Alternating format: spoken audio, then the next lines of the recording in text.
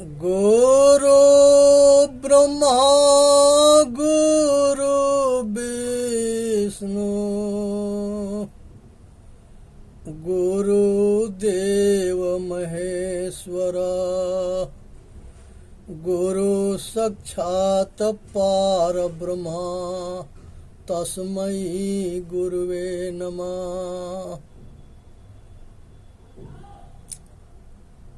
यहाँ ब्रह्मा विष्णु महेश राम कृष्ण बुद्ध महावीर सतगुरु कबीर साहब सभी महापुरुष जो है मनुष्य जाति के कल्याण के लिए मार्गदर्शन दिया है। इसलिए सभी महापुरुष हमारे पूज्य हैं, आदरणीय है, सम्मानित है और सभी के मान और उनकी महिमा को बरकरार रखना चाहिए। और ये महापुरुषों की कृपा दृष्टि सबके ऊपर पड़ती है। और सतगुरु, ये सब सतगुरु हैं। आज द्वैतवाद के विषय में दास विचार रखेगा। इसके पहले अद्वैतवाद था, एक केवल चेतन आत्मा बंधन से छूट के मुक्त हो गया, आत्मा परमात्मा हो गया। अब ये द्वैतवाद है। ये द्वैतवाद में हमारे सभी महापुरुषों ने नाम अलग अलग रखा है, शक्ति एक है। पृथ्वी जल अग्नि वायु और आकाश ये पंच महाभूत है। इसको प्रकृति कहते हैं।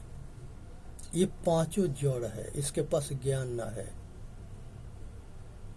आज जो है पृथ्वी जो है जब संतुलन में रहती है तो सबको धारण करती है, सबके रक्षा करती है, जीवन दाता है। लेकिन यही पृथ्वी पर भूकंप आता है तो ये ना देखती है कि कौन मरता है, सबको मार डालती है। जल है, जल जीवन दाता है। जल के बिना ना वृक्ष रहेंगे, पेड़ पौधा नहीं रहेंगे, न जीवन रहेगा। जड़ चेतन दोनों सृष्टि का विनाश हो जाएगा। तो इसलिए जल सबके लिए जीवन दाता है। लेकिन यही जलवामय होता है तो गांव के गांव और शहर के शहर दह बह के समाप्त हो जाता है। वो विकृति रूप है। और जब ये पालन करती है तो ये जो है पालन ये कल्याणकारी रूप है। इसको पहचान करनी है। ये जल अपने को नहीं जानती, इसके पास ज्ञान ना है, लेकिन इसके धारा को पहचान करे कि कब जीवन दाता होती है और कब जीवन के लेने वाली होती है। ऐसे ही अग्नि है। अग्नि के आग के गोला सूरज है। सूरज अपने को नहीं जानता कि हम जड़ है। सूरज जो है कहीं उगता डूबता ना है। सूरज एक जगह स्थिर है और सभी ग्रह अपने धुरी पर घूमते हुए सूरज के परिक्रमा करते हैं। और सूरज के सामने ये 12 घंटा होते हैं और सूरज से अलोता जो है ये 12 घंटा होते हैं। तो जब अलोता होते हैं तो रात होता है और जब सामने आते हैं तो दिन होता है। जैसे पृथ्वी अपने धुरी पर 24 घंटा में एक चक्कर मारती है तो 12 घंटा जब सूर्य के सामने होती है उदय से लेकर अस्त तक, तो ये जो है दिन होता है। और जब उसके बाद अंधेरा रात होता है। इसी के जैसे जो है ये आग जो है, संसार में ऐसा कोई अग्निदेव ना हुआ जो पुत्र पैदा करता हो, राज करता हो। लेकिन संसार के अंदर सूर्य के नाम पर पुराण बनाया गया। सूर्य के शुरू से आखिरी ले कहानी उसमें दिखाया गया।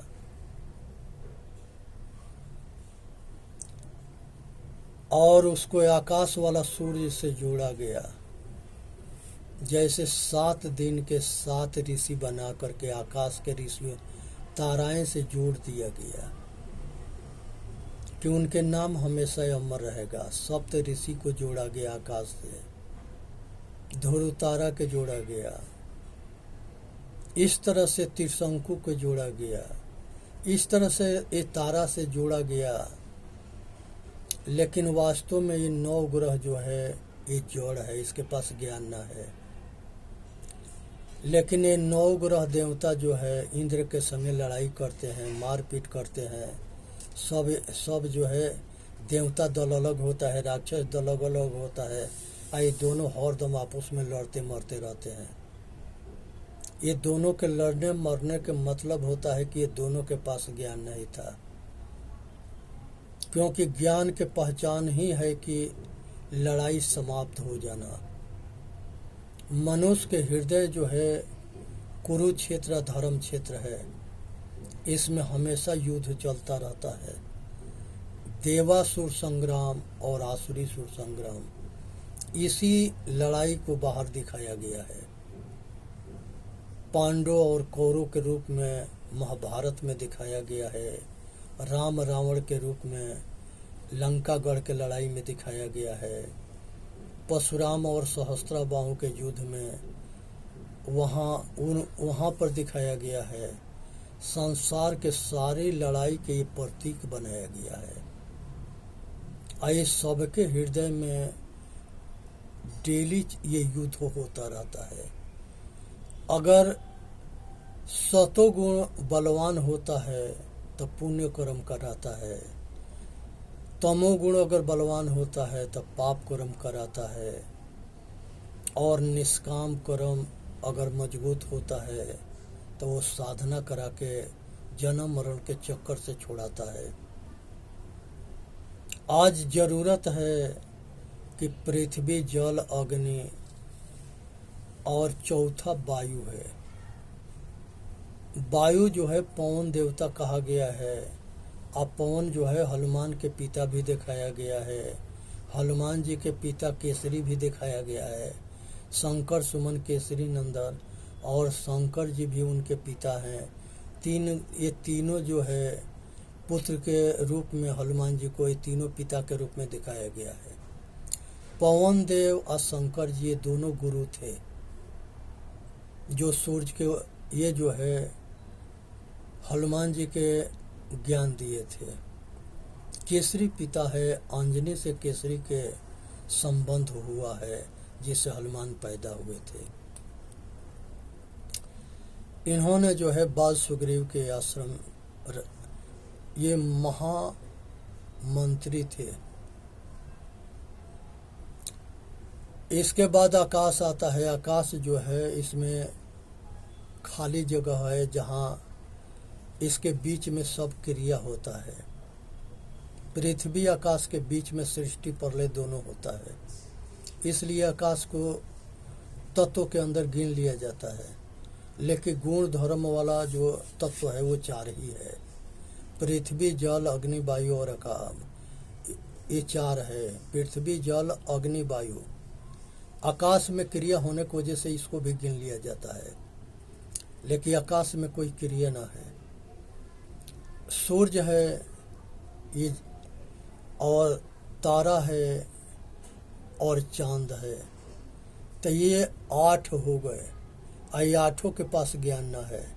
ये 8 के सुख के कौन भोगता है? मनुष्य भोगता है। ये 8 के ज्ञान जिसको होता है उसको तत्व ज्ञानी कहते हैं। आज तत्व ज्ञान के ना होने की वजह से परमात्मा को कल्पना करके मानना पड़ता है। जिसको तत्व ज्ञान हो जाता है वो प्रकृति के परमात्मा समझ लेता है, और वास्तव में हकीकत में प्रकृति सब कुछ करती है। सृष्टि भी करती है, प्रलय भी करती है, कर्म फल भी देती है, सब कुछ प्रकृति करती है। अब इसी प्रकृति के एक शक्ति के रूप में मानी जाती है और नाम अलग अलग है। इस्लामी इसको खुदा कहते हैं, अल्लाह कहते हैं। ईसाई इसको जो है परमेश्वर कहते हैं। वेदांती इसको परमात्मा कहता है। सभी धर्म वाले, ये सिख इसके वाह गुरु कहते हैं। सब अलग अलग अपने भाषा है, लेकिन शक्ति प्रकृति है।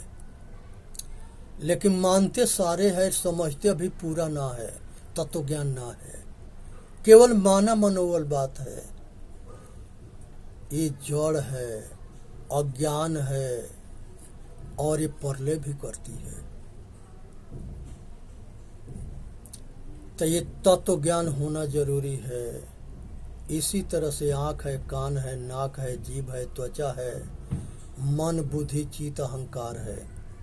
ये 9 है।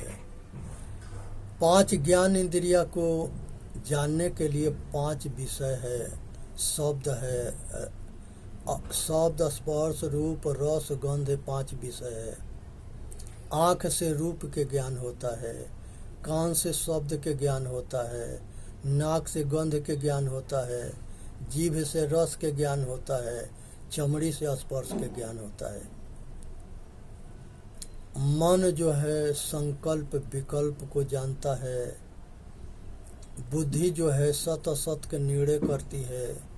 नाम और रूप के संग्रह करता है चित्त। और अहंकार जो है बाहर के अहंकार होना या अपने स्वरूप के अहंकार होना, अपने आपा के अहंकार होना, अपने आप के पक्की धारणा मान लेना, ये भी एक अहंकार है। लेकिन ये सात्विक अहंकार है।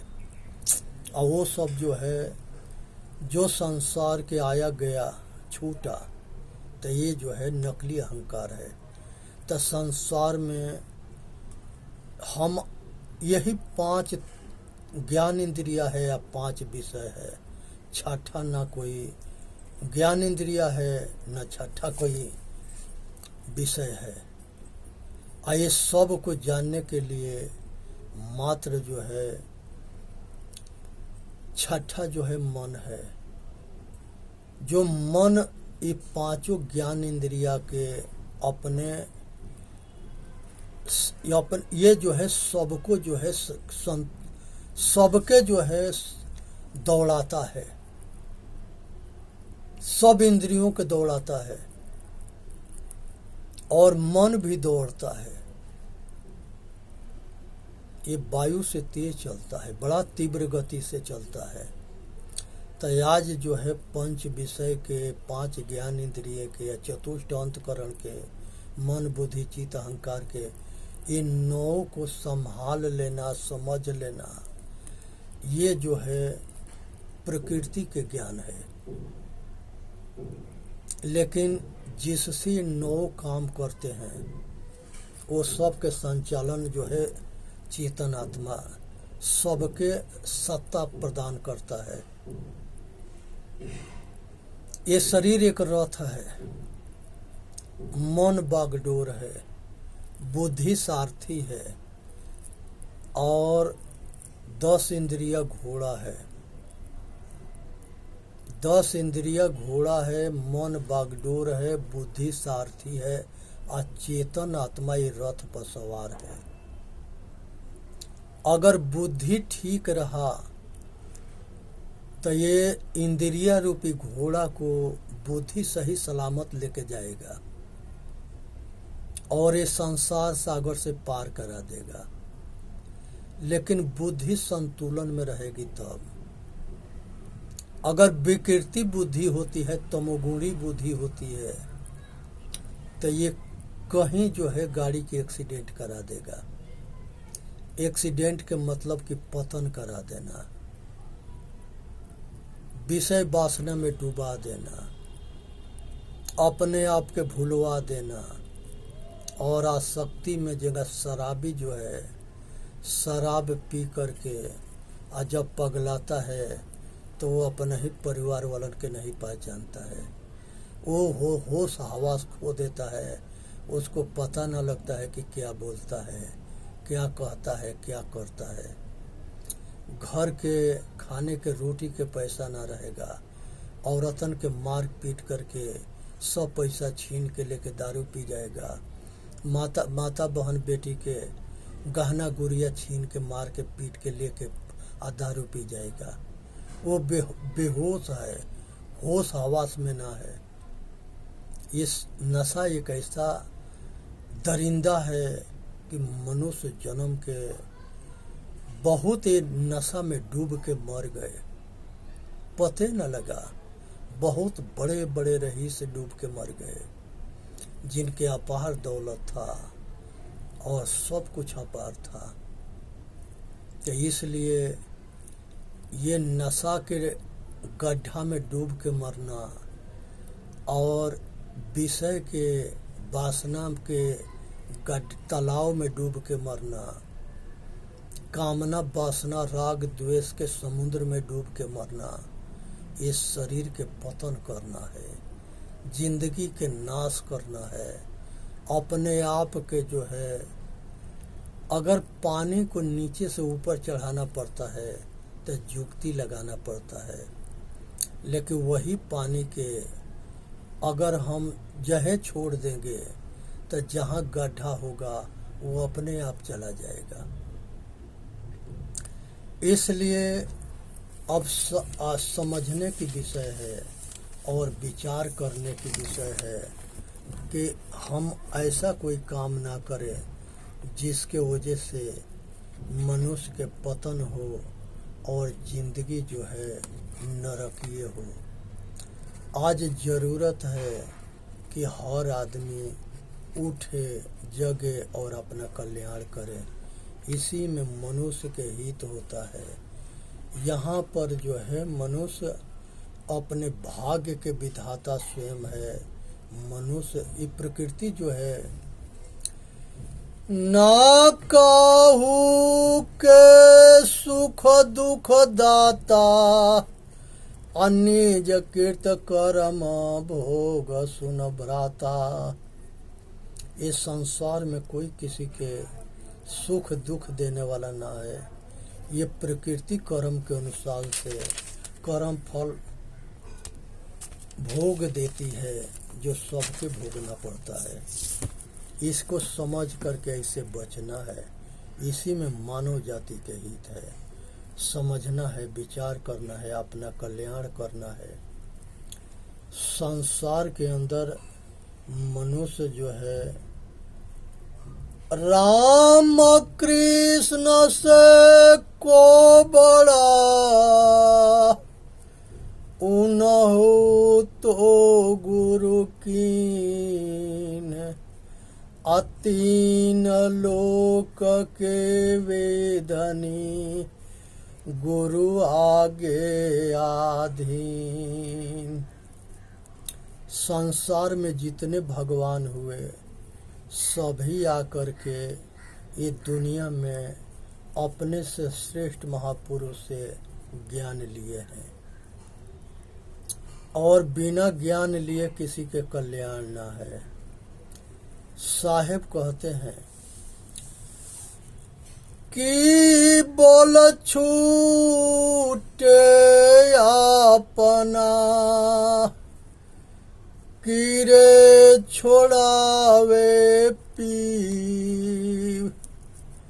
जो बड़ी प्रभावशाली होते हैं वो अपने बल से भी छूट जाते हैं, और जो कम संस्कारी होते हैं वो संत गुरु के शरण में जाके छूटते हैं। ये जिंदगी के मार्गदर्शन सभी महापुरुषों ने किया है। सभी महापुरुषों के सपना था। जिस समय महाभारत के रचना हो रहा था उस समय जो है वेद व्यास जो है, कृष्णदेव पायन जो है, पराशर पुत्र जो है महाभारत लिखे तब मात्र 4000 श्लोक था। उसके बाद से उन्हीं के समय में उनका शिष्य 5000 और मिला दिए तो ये 9000 मिला, 9000 के ग्रंथ हुआ। तो ये जो है भारत नाम पड़ा और इसमें 1.5 लाख और ही मिला दिया गया। तो ये जो है 90,000 श्लोक और मिला दिया गया। आज ये जो है महाभारत बन गया। तो जो मिलावटबाजी करते थे वो कौन थे? ये वही थे 4 शिक्षा मंत्री बने जो इस्लामी थे, और हमारा देश गुलाम था, और इन लोगों के अपने चलती में सारे ग्रंथ में मिलावटबाजी हुआ। ओरिजिनल यहाँ से चला गया और डुप्लीकेट बन करके आ गया। आज यही कारण है कि हमारे महापुरुषों के ऊपर कीचड़ उछाला जाता है। हमारे महापुरुष कीचड़ उछालने वाले नहीं थे, वो बहुत जो है साफ सुथरा थे। तो इस बात को समझना है, विचार करना है, आपस में लड़ना ना है, विचार करके जो सत्य है उसे अपना लेना है, जो असत्य है उसे छोड़ देना है। कहीं लिखा है, किसी ने लिखा है, किसी ने कहा है, अगर वो सत्य है, मनुष्य के हित में है, तो उसे अपना लेना है। और कहीं लिखा है, किसी ने कहा है, अगर मनुष्य के हित में नहीं है तो उसको त्याग देना है। इस बात को हमेशा गांठ बांध लेना है। ये हमारे सभी महापुरुषों ने कहा है। बिना विवेक भटकत फिरे, पकड़ी शब्द की छां। शब्द के पकड़ के भटको मत। वेद में लिखा है, यहाँ लिखा है, वहाँ लिखा है, ये सब पखडंडा से ऊपर उठो। एक औरत जो है, उसके पति पैसा ना भेज रहा था, उसने लिख दी कि तुम्हारे रहते हुए हम राड़ हो गए। वो बैठ के रोने लगा।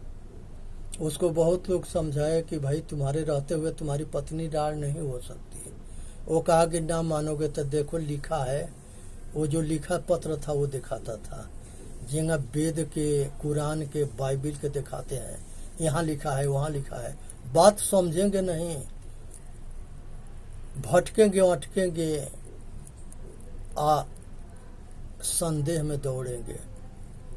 आज इस बात से ऊपर उठने की जरूरत है।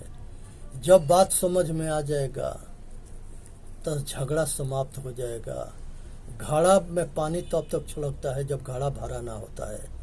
बकवास तब तक होता है जब तक ले पूरा ज्ञान ना होता है। इसलिए चेतन जीव दुख मुक्त चैनल पर आके अपना कल्याण करे। बोलिए सतगुरुदेव की जय। साहेब बंदगी, साहेब बंदगी, साहेब बंदगी। वीडियो के लाइक करें, सब्सक्राइब करें और अपना कल्याण करें।